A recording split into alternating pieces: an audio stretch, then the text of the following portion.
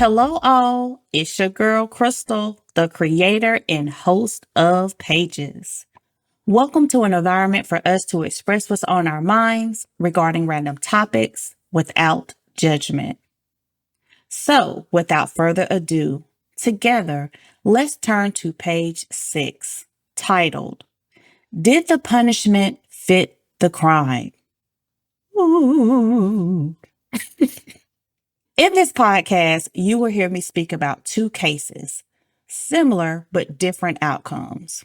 There have been many instances where individuals have left their child or children in a hot lot car without knowing, which led to a fatal outcome. One in particular has stuck with me for many, many years, wondering, did the punishment fit the crime? Because a crime was definitely committed. Before I go into depth, allow me to provide a few facts. According to noheatstroke.org, 950 children have died in hot cars in the U.S. since 1998. The number of child hot car deaths for 2023 was 29. So far in 2024, no deaths or occurrences have been reported. Now that I have set the stage, there are two cases I would love to talk about. Case number 1. A South Carolina father whose infant sons died from heat exposure when he forgot to drop them off at daycare and left them in his car. His 20-month-old twins were found dead in a car outside the Sunshine House Early Learning Academy located in Blythewood, South Carolina on September 1st, 2021. During a news conference, Richland County Sheriff said that the boy's father was not identified because no charges were filed. Police said the father worked at a manufacturing plant in the area and had been under duress at his job prior to the accident. So, let me stop to define duress. Duress means threats, violence, constraints, or other actions brought to bear on someone to do something against their will or better judgment. So keeping that in mind while I continue. Per authorities, the father was under some intense pressure at work that really had his mind somewhere else that day. In his mind, he really believed he dropped the two boys off at daycare. There was no doubt in the father's mind that he did that.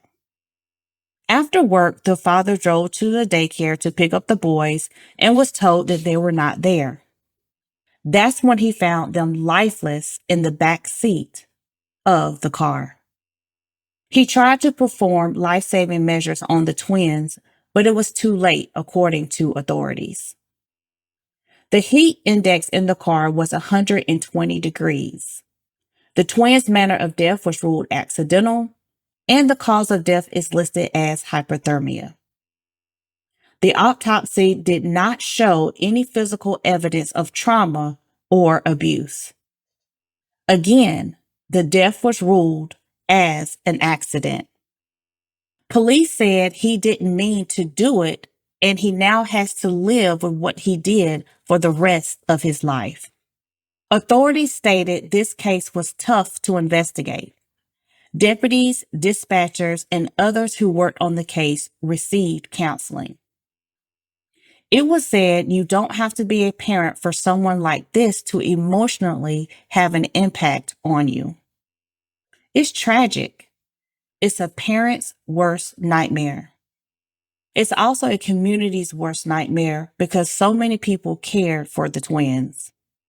The father was not charged. No jail time, no community service, no fines, just the memories he will always have of such a horrific accident. Case number 2. A Florida mother and father left their 18-month-old daughter in a hot car overnight, which killed her, according to the Polk County Sheriff's Office. Mother and father were charged with aggravated manslaughter of a child. So let me define manslaughter. Manslaughter means the crime of killing a human being without malice, a forethought, or otherwise in circumstances not amounting to murder. And I continue. Per police, the couple had 3 small children with them at a party. And when they arrived home, the mother told the husband to take the 18-month-old inside while she brings the 2 other children in. It was confirmed both parents had some alcohol and smoked marijuana while at the party. Police reported after bringing in some food items, the father assumed his wife had brought the toddler inside after seeing the car doors closed. The family went to bed and discovered their daughter dead in the car the next morning. Authorities said that she was not old enough to let herself out of the harness.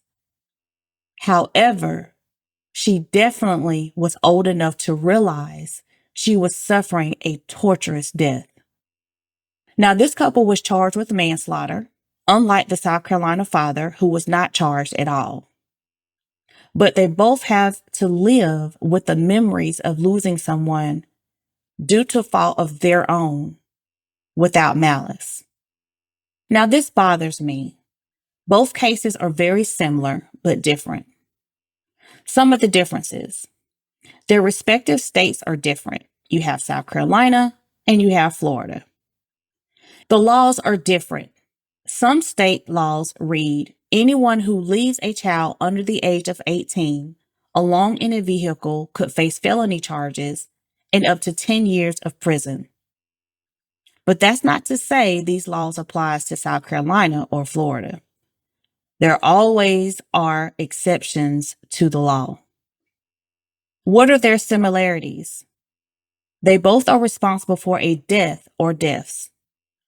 Both cases, no malice, no intent, an accident. And each parent had some kind of situation that caused them to not be focused on what was most important in the moment. Example, the South Carolina father. He was having issues the day before, which carried over into the morning, still trying to deal and cope with the situation surrounding his place of employment.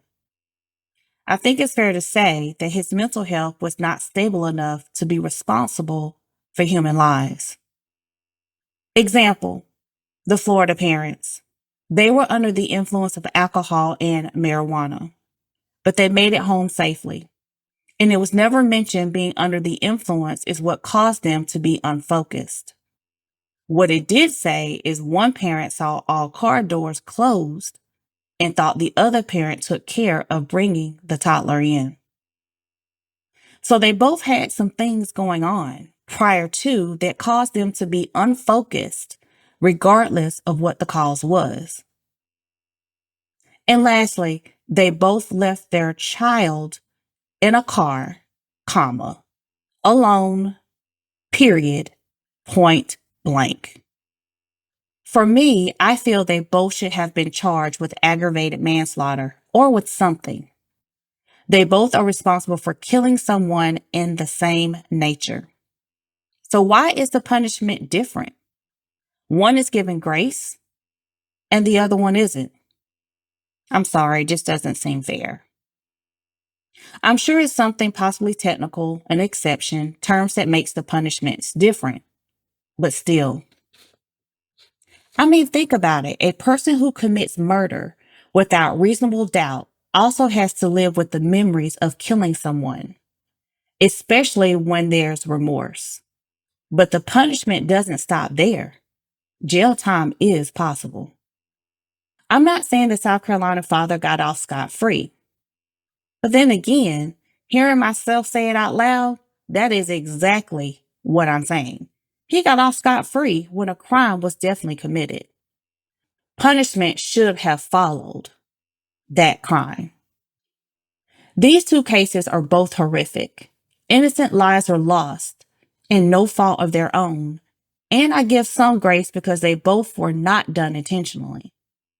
I would not wish this on my worst enemy. I cannot imagine being in their shoes, looking in the back seat to find my child non-responsive. It's sad that it happened at all. I don't know.